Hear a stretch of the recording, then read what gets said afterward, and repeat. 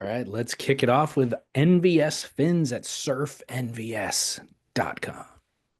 Hey, look at those NVS fins David has in his hand. If you're just listening, David has a beautiful white, looks like a Taylor Knox. Has it got the tip taken off of it there? Sure does. Yeah, that's the Taylor Knox fin. What does he call that? That's a loose fin. I love that fin. I've ridden that fin, and that fin's spicy. That's what I would say. Spicy. The arc fins. I notice with a lot of your adjectives when describing products that we use, they're food related, buttery, spicy. Wow, that probably just speaks to my lack of vocabulary more Oh, than anything. thought it was a passion for food. Well, surfnvs.com is where you go to check out these Apex series lifetime guaranteed fins, no less. So really, really cool stuff that they're doing. They do small batches if you need customs as a surfboard shaper. You don't have to commit to high minimum order quantity stuff. And then also, they just do a bunch of collaborations with a lot of great shapers. Everybody from Skip Fry to, you know, Dan Mann, Stu Kenson, Roger Hines, Maurice Cole. The list goes on and on. Yeah. Rusty. So go to their IPA website, album. album. Yeah, there's quite a few. Unreal. Get your NVS fins. Excuse me. Naked Vikings fins. By the way, NVS, Leif, and Jamin will be at the Boardroom show here in 6 months in October. So great opportunity to hang out with those guys. Tons of energy, really good insight. And they're one of a number of fin companies that will be on hand. Yeah. And then also, Real Water Sports just kicked off their Back to Shred sale for spring. Um, they might have NVS fins. I know they have them in inventory. They may be on the sale list. So go check out Real Water Sports first to see what they've got. I was just looking up surfboards this morning. They've got Christensen's for 40% off, which is kind of incredible, and a bunch of other boards too. But that was just the first thing I noticed. I had a great talk with Christensen yesterday. We chatted on the phone for a while. It was fun. Awesome. Yeah, I love Chris. Yeah. Very good. We'll go to realwatersports.com. That sale doesn't only apply to surfboards. It's far ranging. It's got everything, almost site wide, up to 60% off. So realwatersports.com. As we see some movement at the takeoff zone, it's Kelly Slater grabbing rail. Yeah, a guy. Yeah, guy, David. You're in the parking lot, David, and the guy rolls up to you, rolls down his window. There may or may not be smoke billowing out of that VW van. It's 1982. And somebody says, yeah, no, what's up, bro? What do you do, Dave? What's your move? You got to shout back. You got to give him a yeah guy back. You got any matches? Can I borrow some wax? Hey, this is Spit, the Spit Podcast. David Lee Scales, Scott Bass with you. We talk all things surfing, and occasionally we reminisce. Actually, we do a lot of historical reminiscing because that's what you do when you get older. And I've got a big show we have a big show for us, David. I mean, I've got some more kind of confounding Olympic news. I've got a Who Said That and a must see moment. And of course, the event finished off and in El Salvador and moves to Bells. And we've got Tomorrow. some survival nightmares too, of which I'll raise my hand and say, I am no longer in survival league. You took, I mean, I feel like 60% of the crew got axed, and you were part of that. I got completely axed. And it makes me kind of, there's something so, the finality of it all, it's upsetting. It really is. I feel for you. I had secondhand disappointment, but That's pretty sweet. That's a lot of we'll get into empathy. it. I Yeah. don't want to go straight into that. We'll get into Okay. that. Yeah. Um, I do want to say regarding your yeah guy. I don't know if I told you this in El Salvador. Hmm. Uh, Brad Gerlach and John Glom Oh, yeah. think that they know the origin story of the yeah guy, and they're going to call it in and leave it on the listener line so we can play it on the show. I absolutely hope so. I believe both those guys know exactly where it came from. Yeah.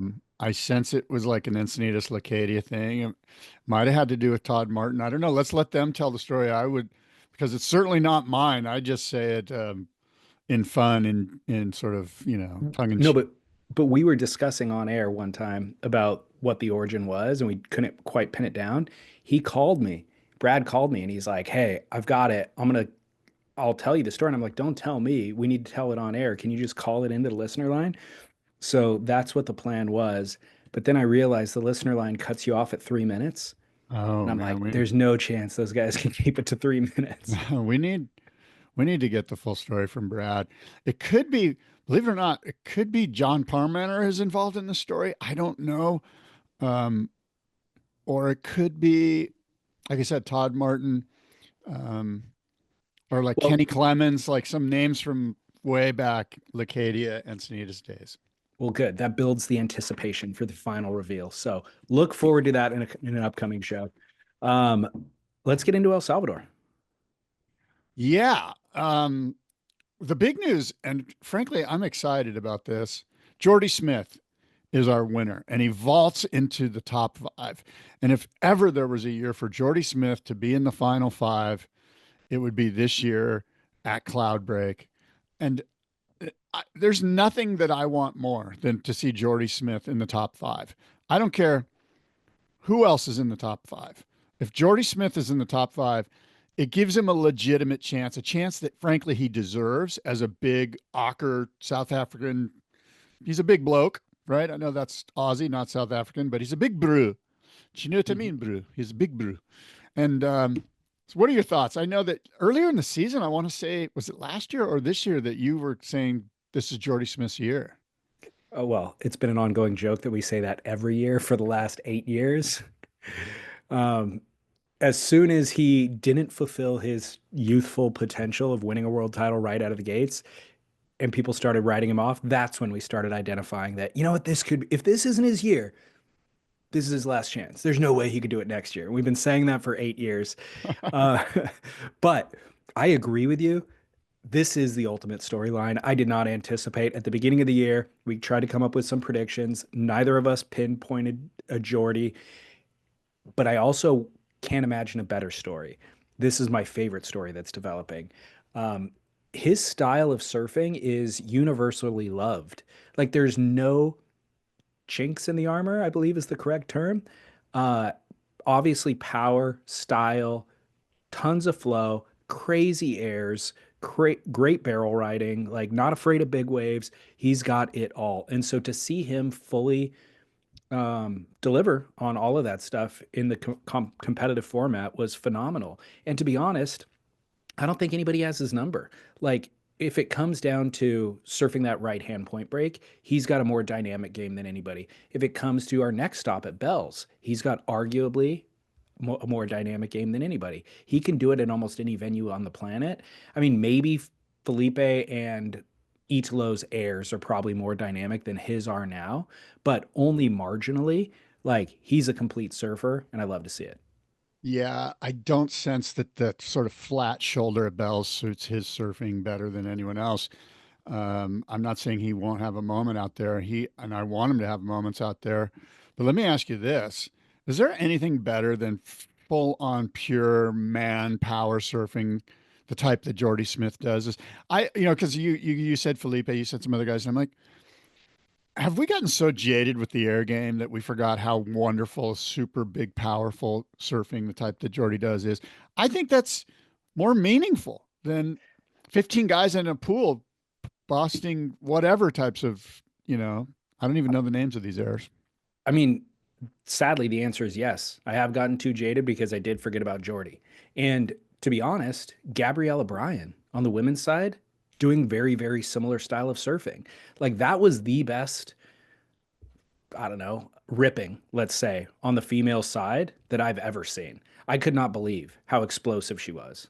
How important is ripping? I mean, you say the word ripping, and I say to myself, guess what you don't do when you're, and maybe I'm just old guy jaded, and forgive me if I am. I know there's some listeners that are just vomiting in their mouth right now.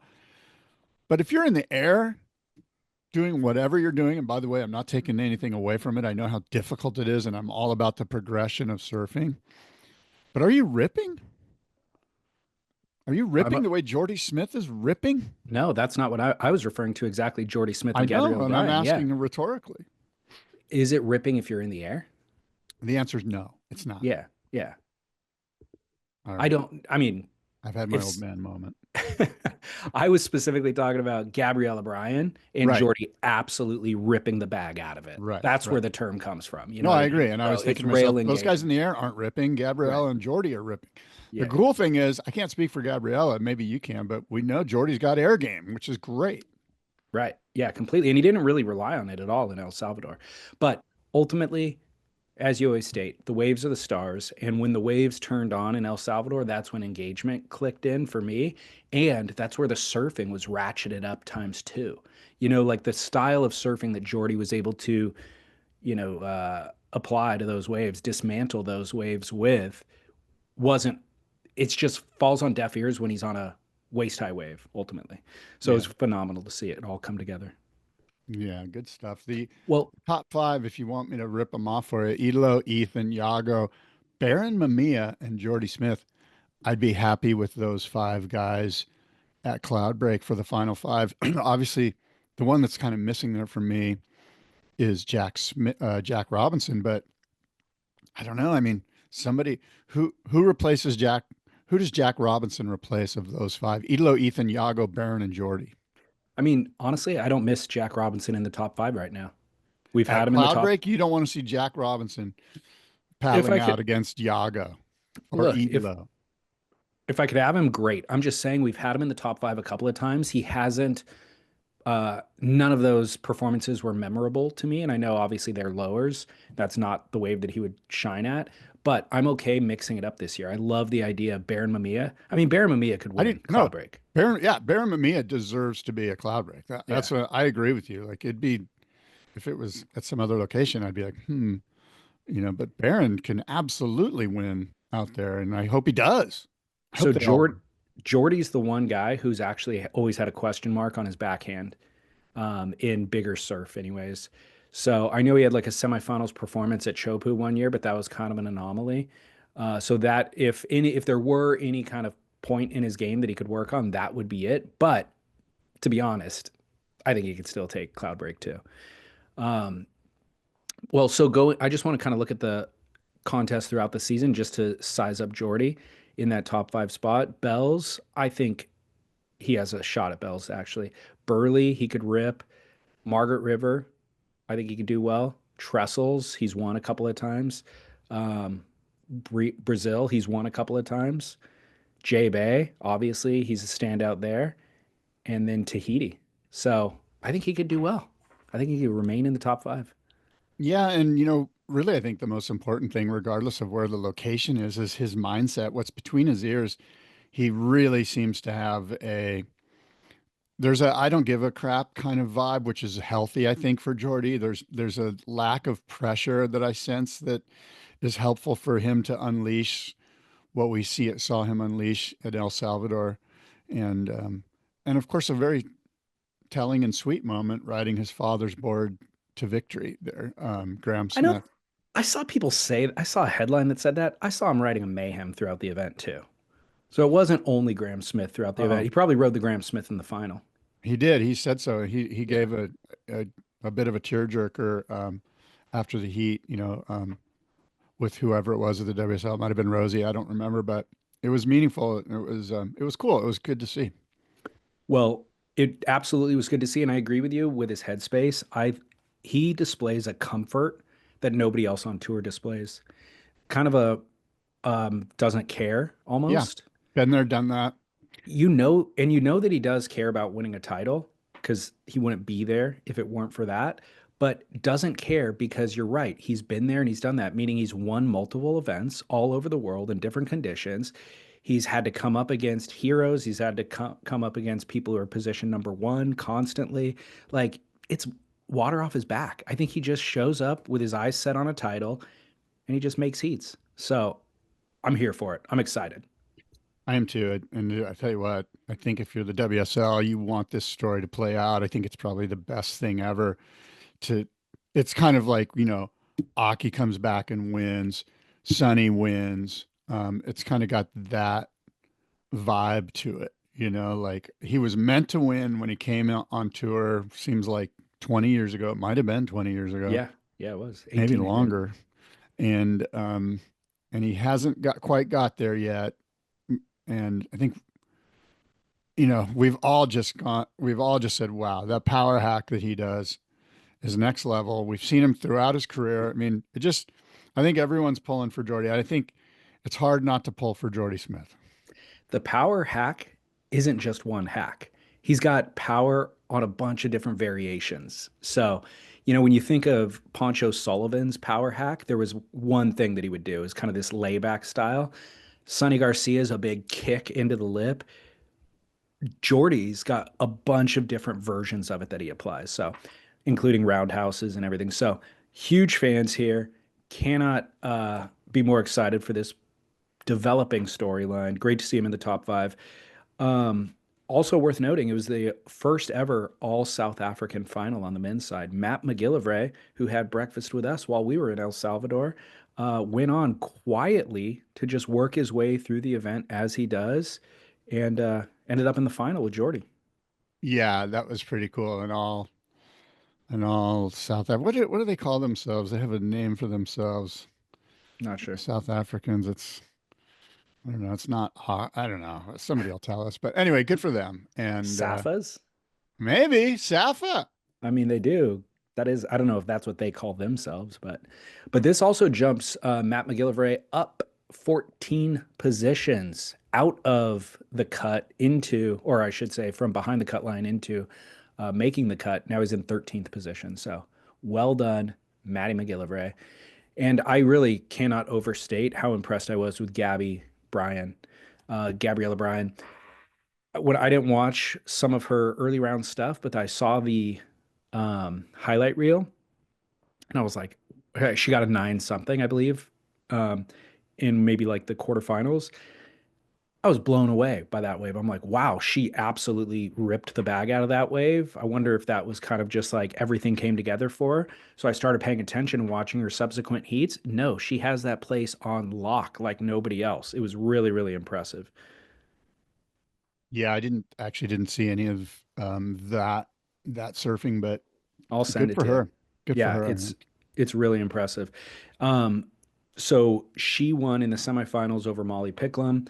Um, Gabriela Bryan won over Katie Simmers, and then Isabella Nichols won over Molly Picklum. So when you're looking at the draw, you're looking at Molly Picklum on one side, Katie Simmers on the other side, thinking that's going to be an ongoing kind of head-to-head final that we're going to see a lot this season. And they both got trounced by Isabella Nichols, which I also didn't see coming, and then Gabriela Bryan to win over Izzy in the finals. But the top five really didn't shift that much. Caitlin Simmers still holds down the first position. Gabby Bryan jumps to second. Molly Picklum in third. Caroline Marks in fourth. And then Tyler Wright sits in the fifth spot. So, I've got a question for you. yeah. Tati West took a year off, right? Mental health break. And when did she do that? After one event, or looks like it was after 3 events, 4 events, after 3 events, she took a mental health break, right? Yep. And so I'm assuming that means that next year she's just going to get a spot and on tour, right? I presume that's what that means. Yeah. So my question to you is, and this is just a hypothetical, I'm not saying that this is anything that this young man is considering, but couldn't Griffin Colapinto just go, you know what, raising his hand, go, you know what, I'll take a mental health break. And I bring that up not because of Griffin or Tati, but I wonder, what is the policy?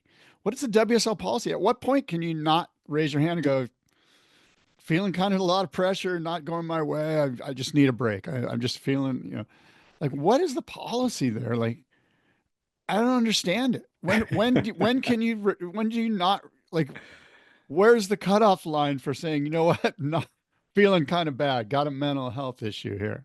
I agree with you. I would love to know the policy. You should email somebody. I I'll mean, I'll send something to Dave. yeah, See that's if the only Dave person can- I know still there. Um, so it's a great question because I did get that email too from somebody who said, is it that she's actually in dire straits mental health wise and her performance is reflecting that? Or is it her performances are poor. And so she realizes now would be a great time to take the year off. And she's just citing mental health as the reason, knowing that the WSL will give her access into the spot next year, or onto the tour next year. It's hard to say because it's really not cool to question somebody's mental health, you know? Yeah. But she was pretty vague in her statement that she left on Instagram announcing this. She did not cite any medical condition. You know, it wasn't, I've been diagnosed with clinical depression and now I'm taking a year off or anything like that. It was just a general statement about what seemed to be burnout, basically. Well, I've sent Dave Prodan a text. Maybe he'll get back to us. Um, but speaking of Griffin, let's get back to Griffin real quick. Um, I mean, all eyes are like, if Jordy's the story we want to see, story 1B is Griffin friggin' winning an event, at least from my where I sit, you know? Um, Well, oh, meaning you want to see him win an event yeah, or I mean, he's having a shocker of a year and he's surfing great. And it's just it's so weird. It'd be one thing if he was just not surfing well, you right. know, and you're Yeah, like, oh, yeah. he deserved to lose. But every single event, he's been surfing well. He's been doing everything. It's almost spooky how everything's kind of lining up against him. It really is. So he's got three 17th place finishes and then one ninth place finish at the second event of the year, which was the Abu Dhabi event. Um, Hey, hold your Griffin thought. okay. Let's take a quick break and we'll Okay. be right back. Okay. Hey, welcome back.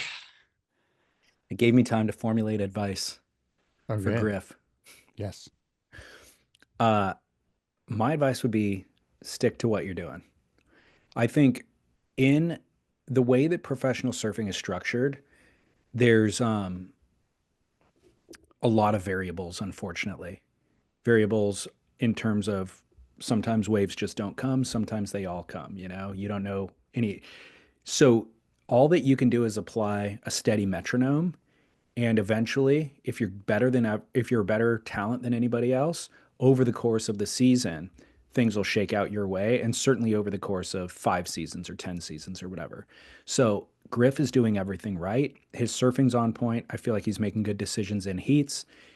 The variables are just not landing the right way for him. But the good news is if you get those negative variables all in one kind of sequence, then you're less likely to get them later in the sequence. So I think that if he just keeps doing what he's doing, he'll have, let's say, 4 events upcoming that actually fall his way. Um, and so I think you just got to keep your head on. I think that's good advice at this point. You know, you don't want to switch it up, you know. Even if you formulate some concepts which might be good perhaps for next year, the beginning of next year, just stick to your guns. Things are going to turn. Things have got to turn in a positive way. I apply this to an actual surf session. I had this pep talk a couple of times in El Salvador with some of our group where we're sitting out there and you hit a lull at Punta Mango. But we know swell is in the water. We know waves are coming. We have nowhere else to be. So it's kind of like patience is the magic ingredient right here. Just be cool. Look, the crowd is getting shifty. Like the crowd is they're the ones who are feeling impatient. So they're starting to move out of position. You know, this guy just said he's going to go in and get breakfast because it's the waves slowed down or something. So let them filter themselves out. They're all in their head. I know if I sit right here for a long enough span of time, a set wave is coming and it'll come to me because I'm the one in position. And so all that I have to do is shake out all of that chatter in my brain and just wait. It's just a matter of time. And inevitably that happens. If you stayed out here for 3 hours every morning, you'll get a few set waves if you just stick to your guns, you know? So Yeah. that it's all the interim chat in your mind that makes you second guess and reevaluate. And then you formulate plan B, plan C, stick to plan A. And I feel like Griff should do the same. I think that's good advice. I think that's good advice. I'm sitting here looking at the rankings and I don't know. There's some interesting stuff here. There's certainly some guys below the cut line. When does the cut happen, David? Do you know? You probably don't know, do you? After Margaret River. Okay. So after the So Australian leg. yeah, so we got what they're now calling the treble, by the way, which is like a triple crown version of Australia. So Bells Beach, then Burleigh, which was previously Snapper, and then Margaret River, then the cut, and then there's 4 events after the cut. Okay. Well, Griffin things need to happen. Well, one big win. Let me see. I could do the math real quick. He's 73. He's got 7,310 points. So 10,000 would put him at 17,000 points, which would be sixth spot right now. Yeah. Yeah. So he could do it. I mean, yeah. And by the way, 3 ninth place finishes. What does that get him? I don't know, but just like I don't miss I don't know. Shut the fuck up. I can't do that math. I can add 10,000 to his total. I can't add 3 ninth places. But just like I don't miss Jack Robinson not being in the top 5 right now, I kind of don't miss Griff not being in the top 5 either. I love seeing Leonardo Fioravante flare. I love seeing Jordy flare. I love seeing Barron live up to his potential, So I'm okay with it. Yeah. Well, more will be revealed here. But, oh, by the way, let's go ahead and talk about, you got axed. Your pick was Felipe. Yeah. Right? Felipe lost to my favorite surfer, Alan Cleland Jr. And I didn't do it like that on purpose. No, But when I saw Felipe versus Alan Cleland Jr., I went, you know what? Talk about 2 completely opposite human beings as far as surf style and approach and everything. Well, your heart was with Al Cleland, but your head, of course, was with Felipe in that scenario. And I even said on our last show, I go, oh, you got an easy draw. Felipe at El Salvador, no sweat. He'll smoke Al Cleland. Boy, was I wrong. And I'm glad I was. Not to get rid of you in Survival League, but I love seeing Al Cleland apply his style of surfing and it get rewarded. Yeah. Yeah, he's above the cut line right now, just barely, and he moved up 3 spots. So, yeah, Cole Houshmand, that's the guy that made the biggest jump. He moved up 10 spots. Crazy, Cole Houshmand. So, and he's going into Bells, which he won last year. Cole Houshmand won Bells last year. He's the current Bells winner. I had no idea.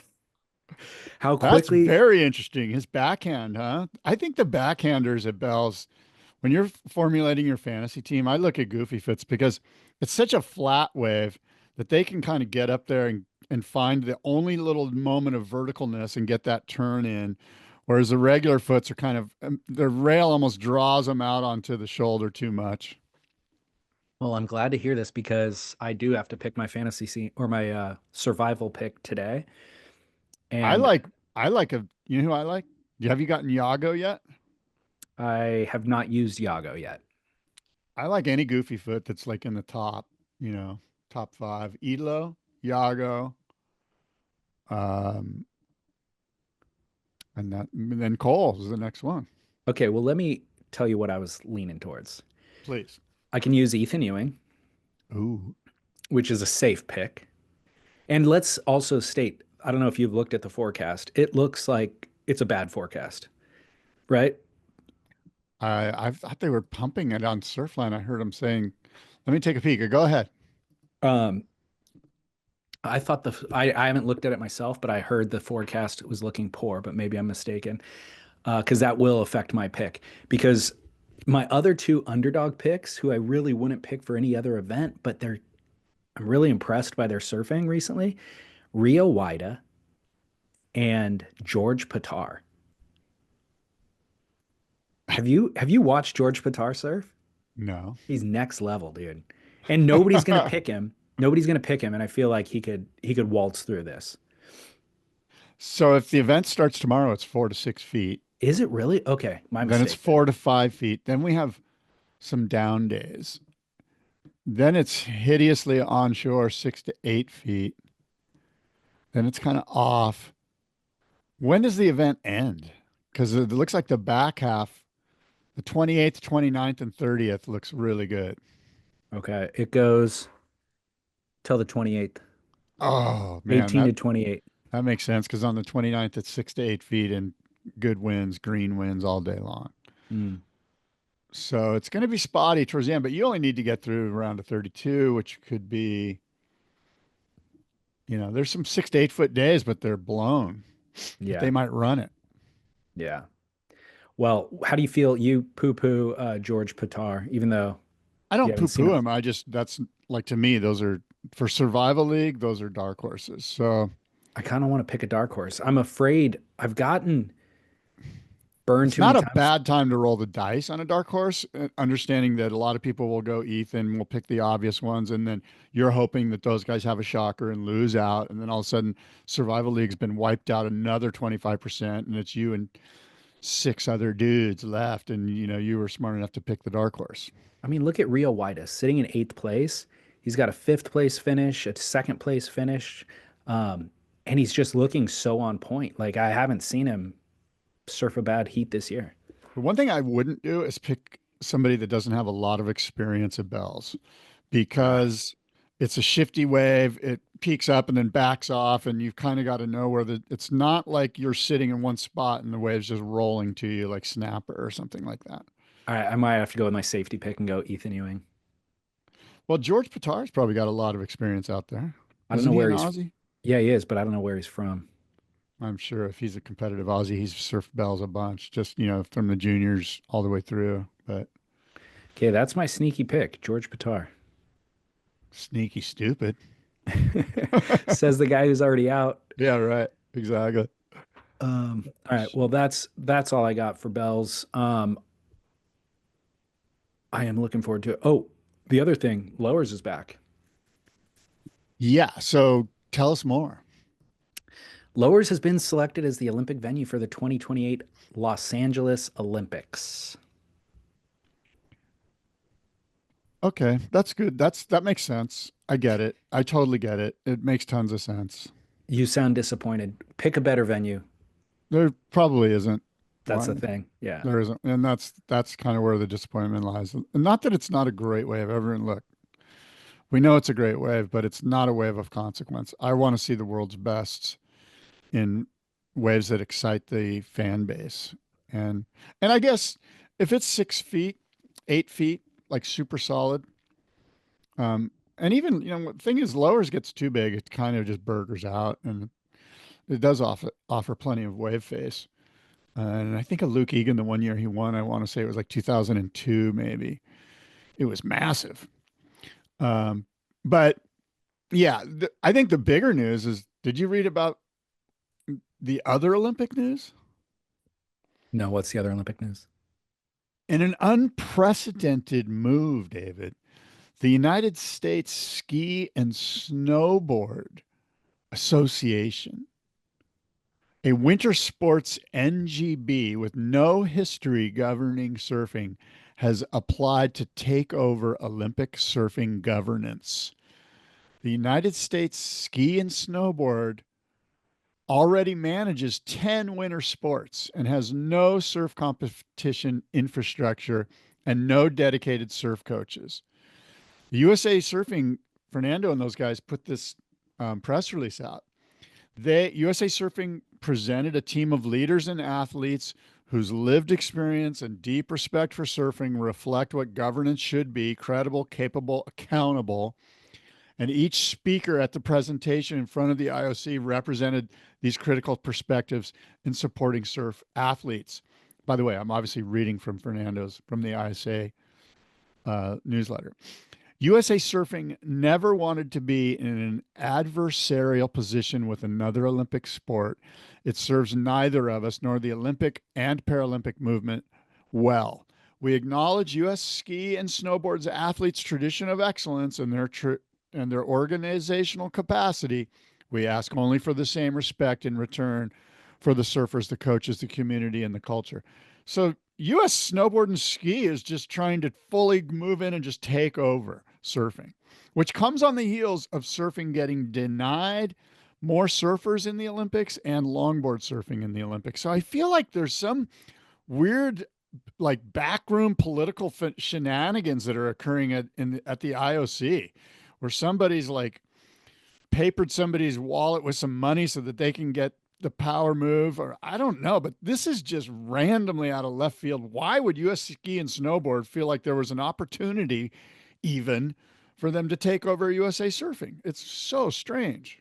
It sounds like the second coming of Dr. Filosa, who you educated me on last week. It really does. It's just this news came out of left field, you Maybe know? his kid, maybe Dr. Filosa's kid is involved in this. Yeah. So I've got a question for you. I think surfing in the Winter Olympics instead of the Summer Olympics makes more sense. Well, that this news release touched on that too. That is that part of the move here. Like they've looked at the geographical situation. I believe the 32 Olympics go to Australia. So then, yeah, it's Southern Hemi. It's all backwards. I mean the Summer Olympics. So that would be that would Yeah. be not good. Yeah. Um, in theory, if the Winter Olympics were in Los Angeles, Pipe could have been utilized Yes. as a venue. And then the Winter Olympics go to Brisbane. Now the Summer Olympics in Brisbane will be their winter. That's Yeah. good. Yeah, That's yeah, good for surf. that's true. Well, Lowers as an Olympic venue is, I think, the best possible move just because there was the potential that it could run in a wave pool. And so that was kind of a major step backwards, I would say, for a viewing audience. So the idea of it being at Lowers will be a stark contrast to the Tahiti version that we saw last time, but I think potential for some engagement, especially for anybody, skate fans and stuff like that. That would be an easy version to cross over with. Yeah.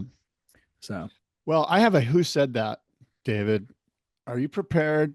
well, I Oh, I got it right last week, so I'm on a roll. I'm on a one win roll.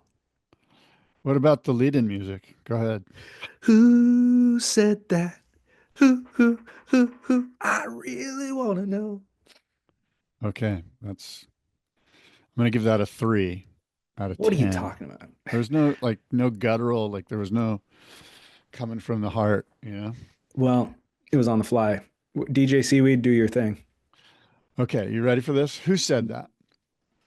And I quote, more and more surfers were swinging over to his boards. He finally got to the point where he could open up a shop and charge $65 per board. First thing I did was move in. We made surfboards by day, he and by night, I would throw an unfinished board across two sawhorses, lie down and pull a blanket over me and sleep. Balsa boards are really not all that bad for sleeping on. After a few nights, you get so you can roll over, sleep on your side, stomach, or back without falling off. If nothing else, it gives you a certain feel for surfboards. You know their every nuance of bend and shape. You haven't lived until you have slept on a balsa surfboard. Who said that, David? Was it 1, Joey Cabell, 2, Mickey Munoz, 3, Corky Carroll, or 4, Phil Edwards? I'm gonna go Mickey Munoz. David, you're wrong. It Can I was can I not Mickey Munoz, can I get a second guess? of course. A second chance to be wrong. Joey Cabell. No, no, you're wrong again. You're wrong again. That leaves Corky and Phil Edwards. Corky. Wrong. You're wrong again. You've got to be kidding me. Phil Edwards. This is Speaking of, way too whimsical of a concept.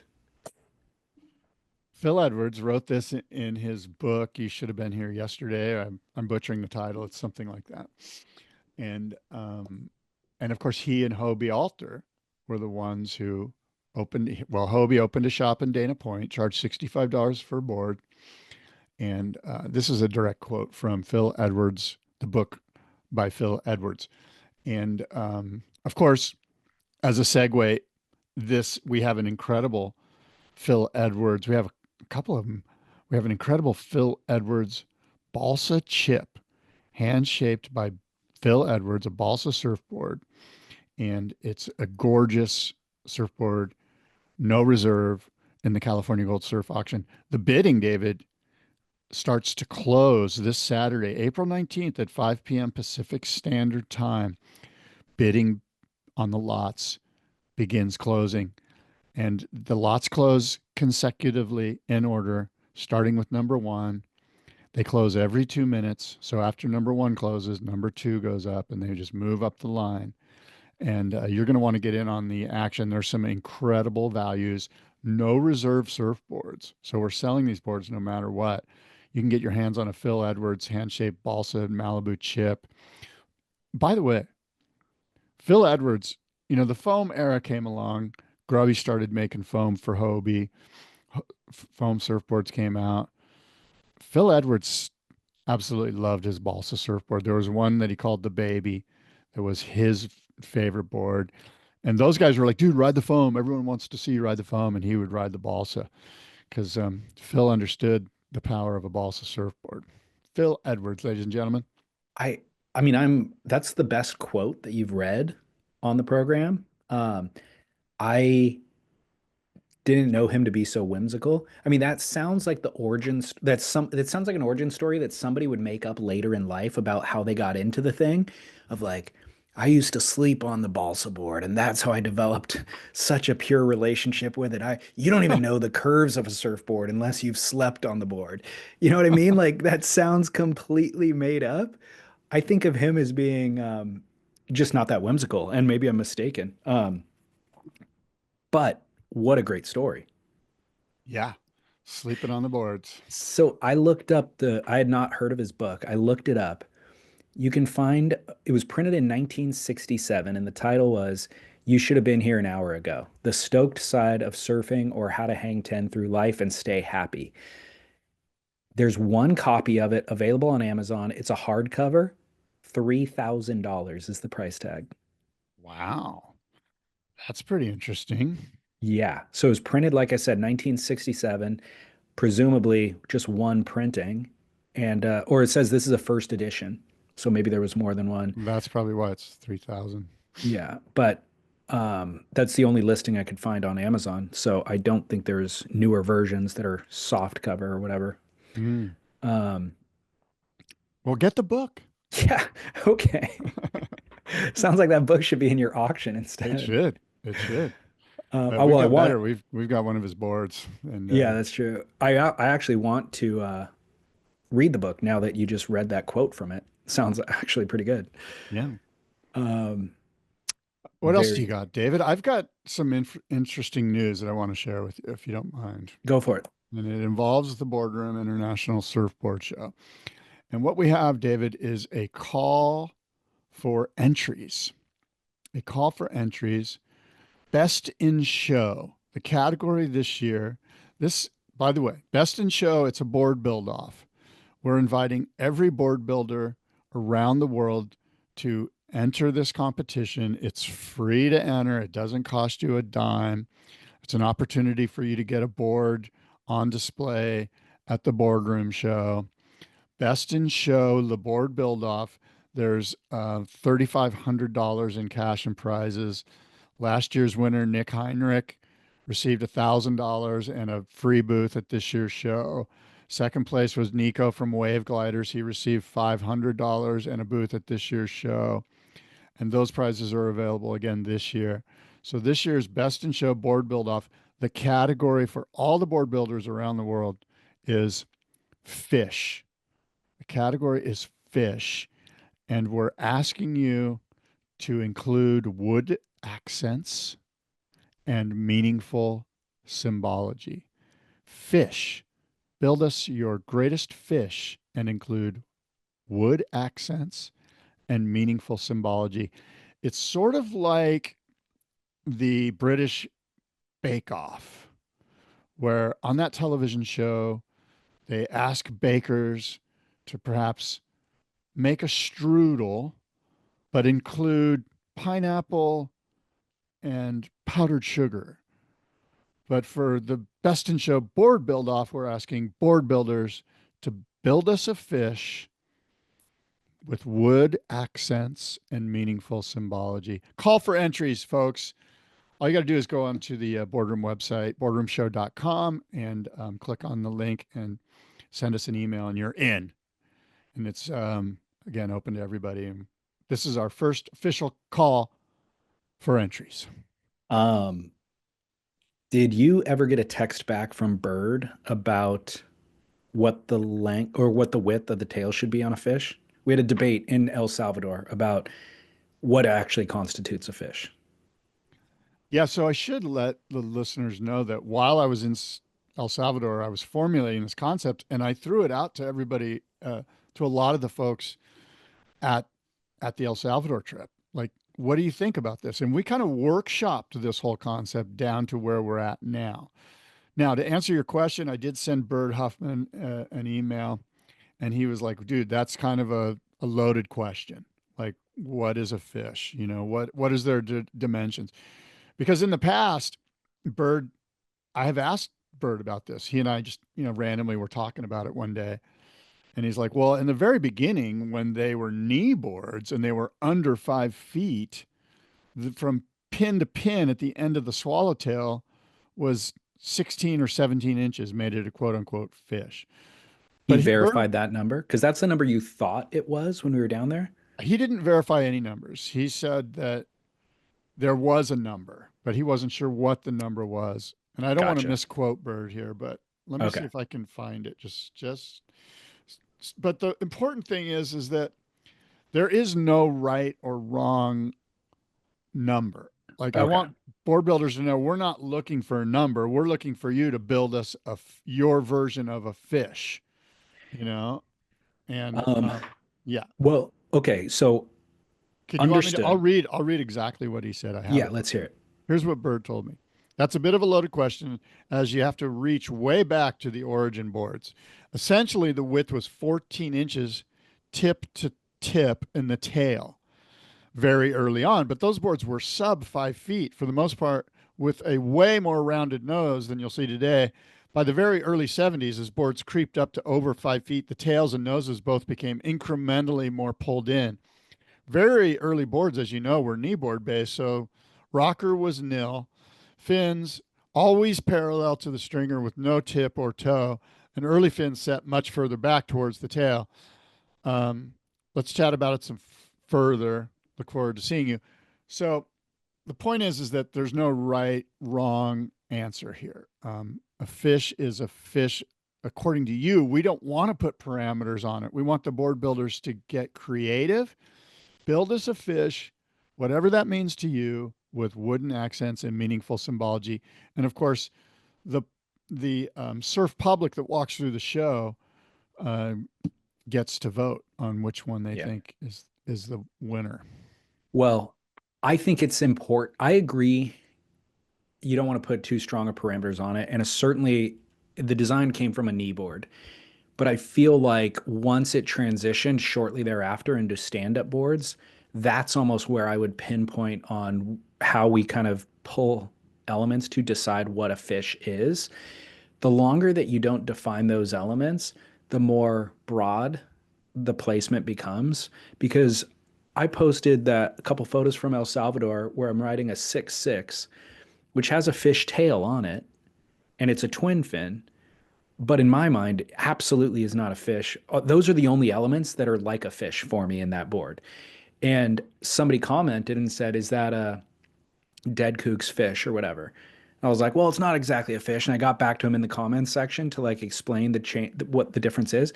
But the idea that people are interpreting that as a fish simply because of the tail shape and the two fins, I think, needs to be clarified. Like it's worth naming things and creating a certain parameter that they can exist under, because that board rides nothing like my skip fry fish. They're two entirely different. It's like a longboard and a shortboard.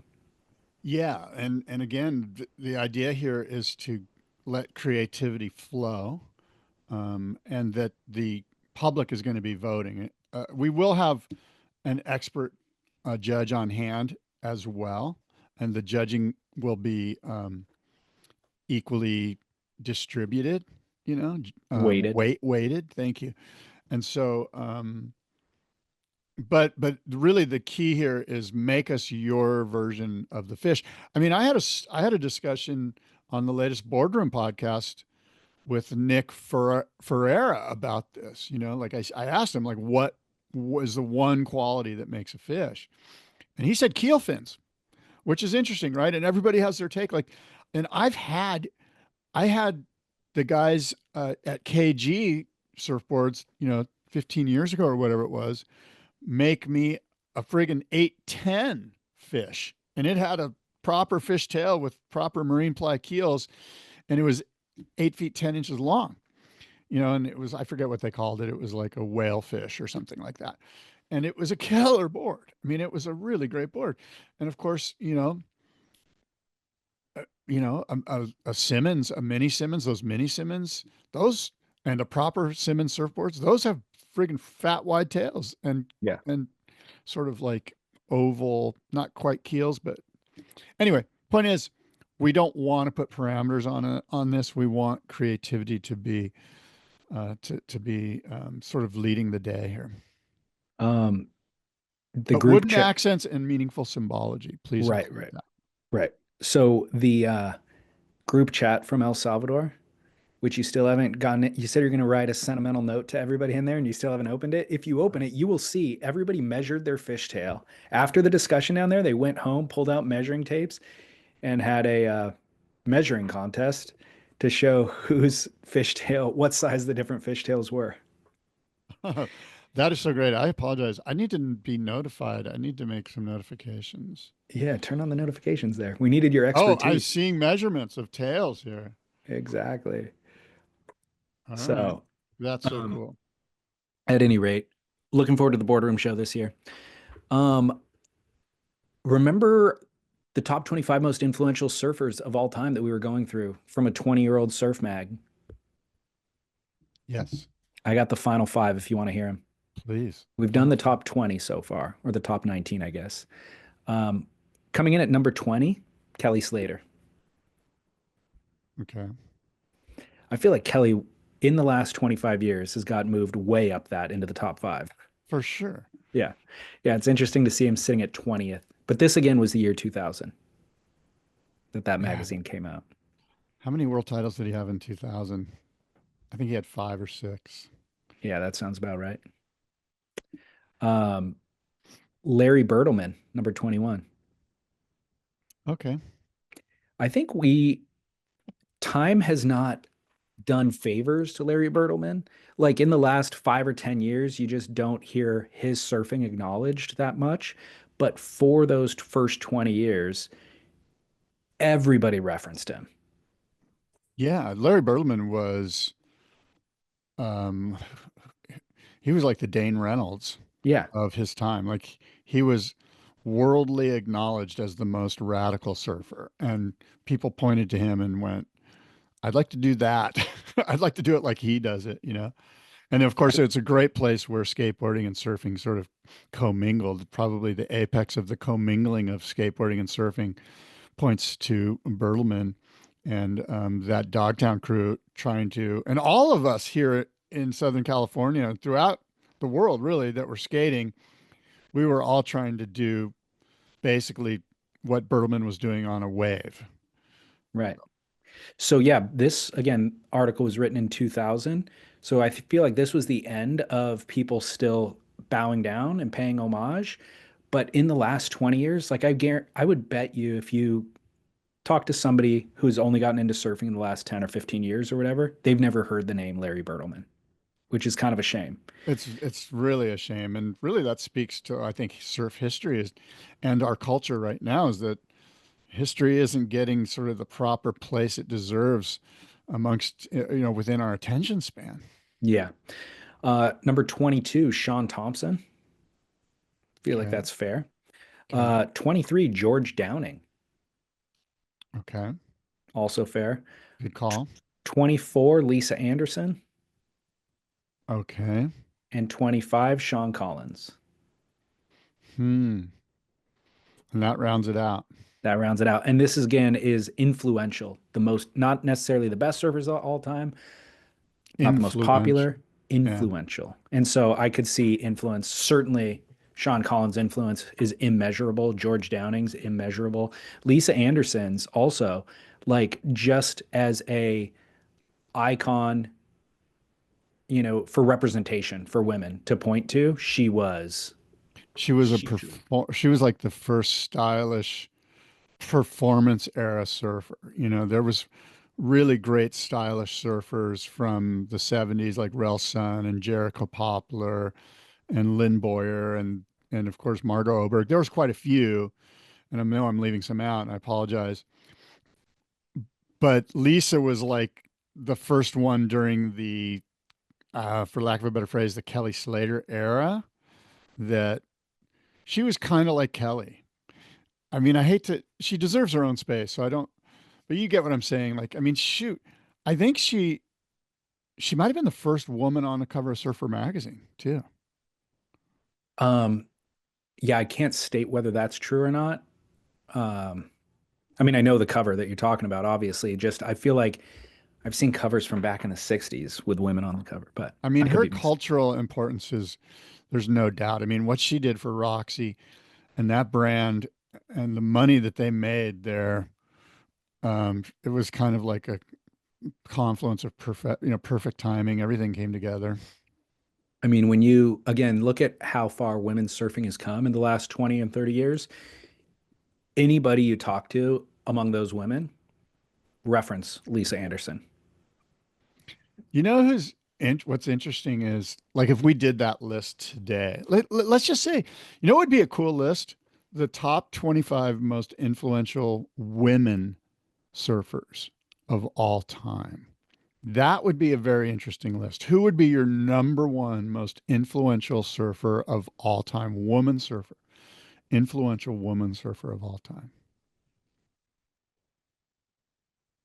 It's yeah, I would have a Dude, hard it time might be picking Lisa off the top of my Anderson. head. It might be Lisa Anderson, quite frankly. Yeah. Um, I mean, you could make argument for going way back in history, like Isabella Latham in Australia for planting the seed, no, because everything sprouted out of that seed. no.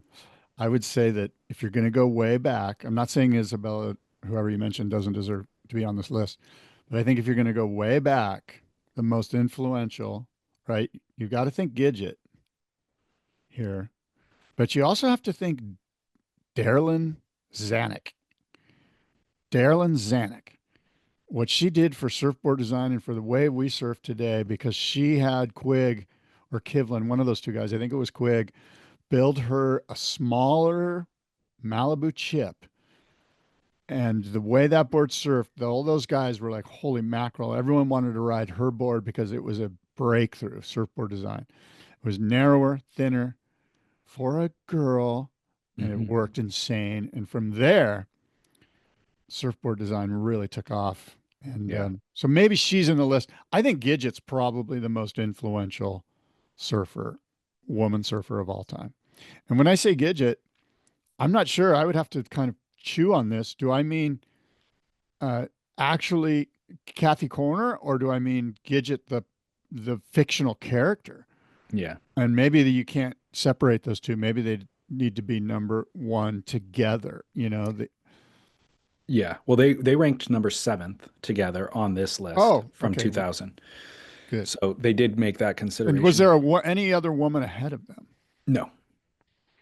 So it would be Gidget, right? And And then who? there's no other woman on the list other than Gidget and Lisa Anderson. Right. Well, I mean, after that, Lane Beachley won six or seven, I think six world titles, almost back to back to back to back. Like, she was kind of unstoppable. Yeah. And so obviously she's on the list somewhere. Of course, Steph Gilmore. Um, but the list, I mean, it's interesting, right? Does Coco Ho make the list? Where's Margot Oberg? Where's Jericho? I think Jericho Poplar's way up there. Totally. Um, By the Lynn way, Boyer, incredible surfer. so I've been emailing with Lynn Boyer for like months, probably since November, to try to get her on Surf Splendor. And I feel like it'll come together eventually. And she said, yeah, from the get-go. It's just been a matter of scheduling. Um, the ball is in her court currently. Maybe I'll remind her again, but I've been dying to get her on the podcast. Well, there's a couple of people that could weigh in on this list, which are who are smarter than you and I regarding the women, the most influential women surfers of all time. One of them, of course, is Matt Warshaw, who's done a ton of research on this. And the other one is Jim Kempton, who's written a book on women surfers and knows a ton more about who is actually the most influential. So, I mean, Bethany Hamilton, like there's some obvious ones that come to, I think it would be a great list. It would be a fun exercise, I think. So, kind of tangential to this, I interviewed, so Nick Carroll, who you know, um, when he was with Surfline for a few years, and he hired a girl named Hannah Anderson, who's like photographer, cinematographer, and they developed a great rapport and friendship over the course of their years at Surfline. Surfline both let both of them go, along with a lot of other staffers, about 2 months ago. And Nick and Hannah are now partnered up. They have a little media company doing various projects in the surf world, but they're also doing a podcast, and it's called We Shouldn't Be Friends. And I interviewed them this past week. I'll publish it probably in a week or two. But it was interesting. So he's 65, she's 33. Obviously, male, female. So We Shouldn't Be Friends is the title for an obvious reason. But they're great friends. And it's so interesting to hear her perspective and him embracing her perspective. You know, like from one glance, he is a hyper masculine kind of, you know, Alpha Australian. white male, you know, like Yeah. coming from and surfing is this kind of it could be interpreted as misogynist gatekeepers at all the industry or who run the industry, you know. Everybody, there's a certain homogeneity to those who run the industry, basically older white males. Um, and so him kind of shirking all of that and fully embracing Hannah, who comes, you know, from this younger generation where, I mean, she literally, we were talking about ripping earlier, you and I, she literally said, I never cared about ripping. Like that wasn't part of my surf experience, you know? Like part of my surf experience was my family surfs, I go to the beach and I play in the water and I have fun. And like it's all about fun. And if somebody else is on the wave, that makes it more fun, you know? And so hearing hearing that perspective was really a shock to my system because it's so foreign to me, but also reminds me that my experience is actually very, very um it's a very narrow, Close-minded. Yeah. well, not, I don't think that I'm particularly close-minded more than anybody else. I think it's just the time that I came up with in surfing was only represented during that time. Like surfing that came before was much more open-minded. It was much more sharing waves, camaraderie, that sort of thing. And apparently, the surfing that's happening now, if you talk to young people, is much more that mentality. So, and you go to a wave pool, everybody's clapping for the guy who just stood up on a wave, even if he's kooking it, you know? So the era that I grew up in, where it was all about ego and what's mine is mine kind of a thing, isn't reflective of broader surf culture at large. It was only for that limited time. And so that's kind of an interesting thing to acknowledge as I grow up.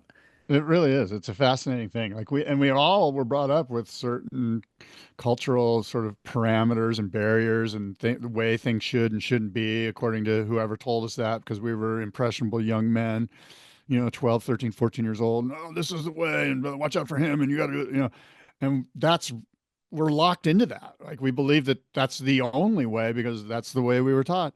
And it takes a lot. And I applaud Nick for sort of breaking down those barriers and for kind of, as you say, like looking at the other side of the coin, and my silly perception of what surfing is just that silly because it's so narrow and not open to other people's experience. And people are seeing things completely different than the way I am, and more power to them. And I'll only learn and begin to grow when I begin to shed some of these silly barriers that have been put up around me, either by me or through me, or because of the culture that I was in.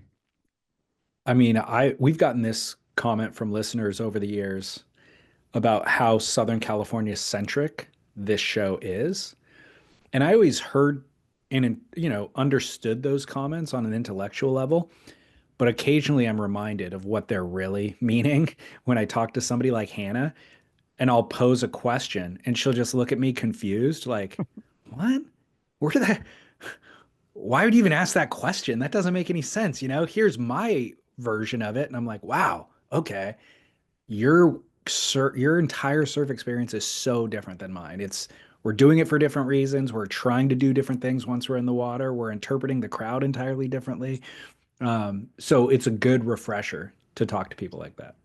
And it's just good. It's good to recognize like um, the world is vast and somebody could have an equally meaningful experience that is under totally different parameters. But there's got to be some things within our surf experience that is universal throughout, And I think about the lineup itself. Like when I think of Nick, I think, okay, look, Nick's a great surfer and he's an alpha male and he's going to go out and he learned to go out, and lineups have always been sort of a meritocracy of who's the greatest alpha.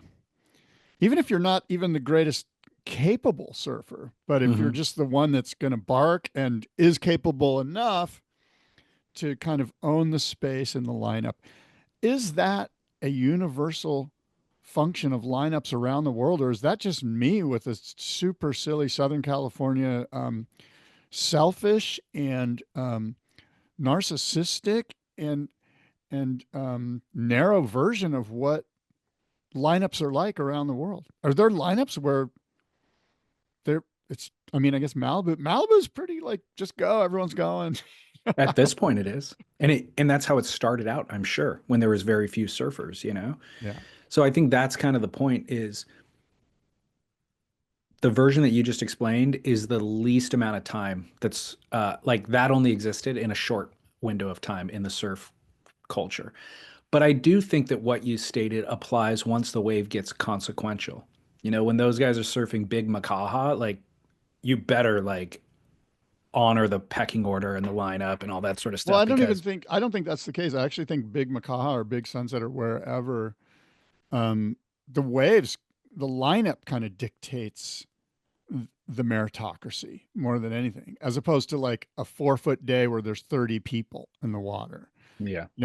8-foot Makaha bowl, there's only 6, it's just the wave itself just spreads everyone out. Yeah. Yeah. Well, I don't know. It's an interesting thing. I would like for Nick and Hannah to discuss this. They do. That's kind of what their podcast is about. Good.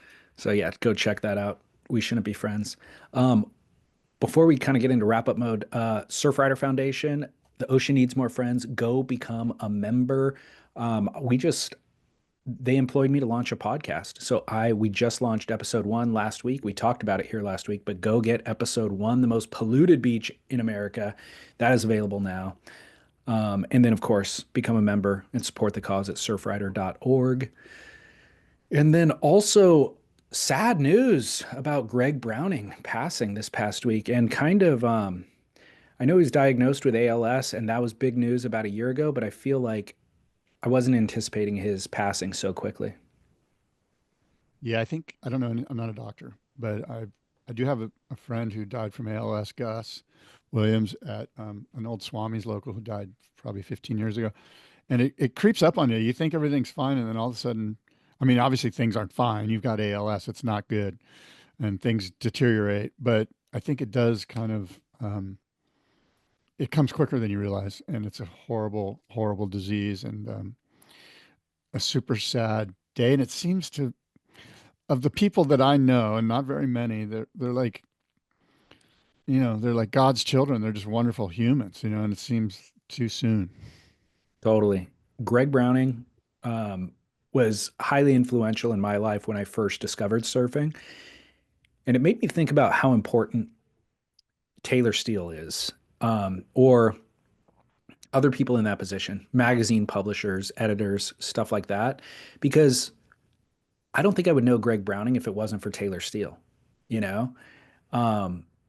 And then he made magazine covers and all of that stuff. But really, it was probably because, Mike Balzer or whoever in Manhattan Beach was shooting Greg Browning because of the popularity of those Taylor Steele movies. But anyways, among the Taylor Steele films, Greg's section in those films was always some of my favorites because of that blowtail explosion. He would go into the lip and just explode the tail out. And it wasn't in air. It it would end up being kind of a Like a layback, club sandwich type of thing, almost like totally, part but club sandwich. totally the first half of the club sandwich. Like it wouldn't he wouldn't go into the full spin in reverse and he wouldn't be grabbing the rail. He would just go and throw everything at an end section and he would often come detached from his board. You'd see both feet missing. Or you're like, "What?" And then he'd land it. He was the most acrobatic surfer of those films. So I was a huge Greg Browning fan and killer style too. Yeah. Yeah, it's horror. It's definitely, I think there's been a lot of heartfelt discourse on Instagram about it, and all of it very well said and stated, and it's just definitely sad. Totally. Yeah, we'd love to acknowledge and just commemorate the life of Greg Browning. Contributions were great and beautiful surfing. I love seeing the imagery that's been posted on Instagram too. You know, photos. He was a really great surfer and went on obviously to become a great filmmaker too. The drive-through series were his project. Those things were phenomenal. And then, traveling on tour with the Tati Weston Webbs and others. So long legacy and will be missed. I've got a must see moment for you, Scott, if you're interested. Yeah. Just like I would not have known who Greg Browning was without Taylor Steele, Jai Glindemann. Jai Glindemann, regular footer from, I think he's from the Lennox area in Australia. I would not know who he was without Stab Magazine.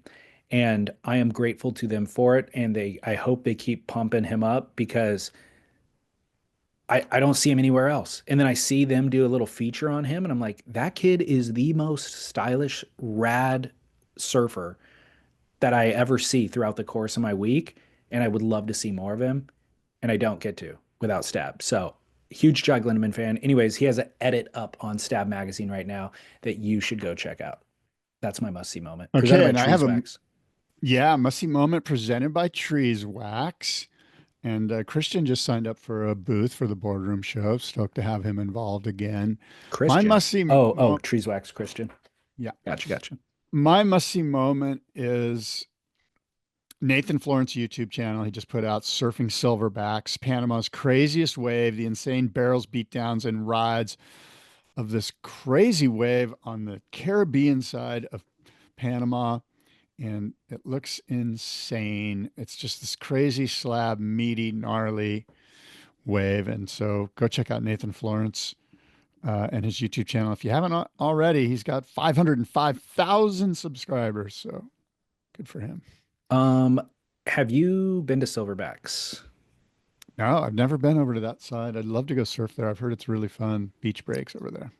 Um, I've been there, and yeah, there's a lot of good waves and variety of waves. There's point breaks, and like you said, that beach break that's really hollow and consequential. But Silverbacks is its own animal, and we saw it breaking, but it wasn't like big. It's unsurfable. I'm curious to see what Nathan does, but the way that it angles on the takeoff, there's no real entry into it. Like you can't get in from the back door. You have to take off on the heaving lip, and it's more square than it is like there's no entry point basically. You can't These knife into the thing. these guys are some of them are getting launched. Most of them are definitely behind the peak and pulling straight in. So it might have been just slightly different direction than when you saw it or last saw it. I even when you see like pros go and release an edit, they're either nobody's getting like the proper shack. They'll be like pocket riding it because they couldn't get in from behind it. So Yeah. it's like a massive pocket ride, which still looks incredible in the photos, but I've never seen anybody successfully like backdoor the thing and get blown out. They're doing it. They're Are they? just hugging the wave face from takeoff as it ledges. They're obviously not going down to the bottom. They're just like sticking to the wave face as it lurches up and just hugging it into that sort of eyeball, and then it burps open, and it's a very quick ride, but they're definitely doing it. Are they towing in? No, Okay. Wow. paddling Well, in. if anybody can do it, they can. Right. Great name for a surf spot too. Oh my God. And then the POV of Nathan. It's pretty insane, with his GoPro in his mouth. Yeah. And he's screaming at like local guys that are killing it. Yeah. Pretty All right. cool. Yeah. I'm in. I'm going to watch it. Yeah. All right. Thank you, Treeswax. By the way, speaking of thank you, Treeswax, I just got this shipment from Oh, Treeswax. hell yeah, bros. Look at you. Yeah. Good So for you. I'm loaded for the next year. Unreal. Trees So, wax. yeah. And also drinkag1.com/surf. Come and get it right here. Just have it delivered. Absolutely. You know what? We often talk about this time of year as a time when we're thinking about travel. And AG1 is a crucial travel element. It's something that I pack in every time I go on a trip. And I certainly enjoyed the AG1 when we were in El Salvador. And so they come in these little travel packets. So pick up your AG1, subscribe to AG1, and travel with health. Yeah. I don't know if you noticed, nobody got sick, or from what I witnessed on our El Salvador trip this year, no stomach bugs for anybody. I'm going to attribute that to the AG1. I did bring community AG1 that I left out with a coffee every morning, and I presume people were taking it, and that was fortifying their gut with prebiotics and probiotics. Well done. Well done, my friend. Appreciated. You are welcome, friends. Drinkag1.com/surf. All right, Mr. Bass. Good Okay, show. look. Yeah, you know what? We've said a lot. We've talked about a lot. We've discussed a lot. There's been discourse, David. Until next time, adios and aloha.